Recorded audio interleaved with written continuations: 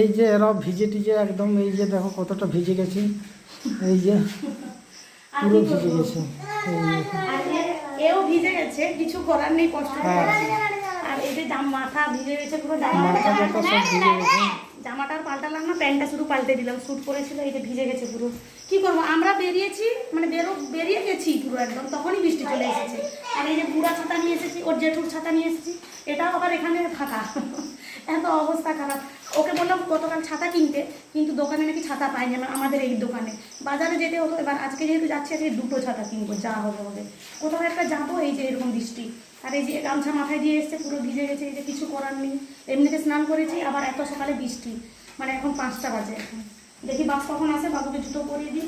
বাবু ওই জন্য জুতো মানে 2 জোড়া জামা প্যান্ট নিয়ে এসেছি, কারণ জানি তো বৃষ্টি টিষ্টি আসবে।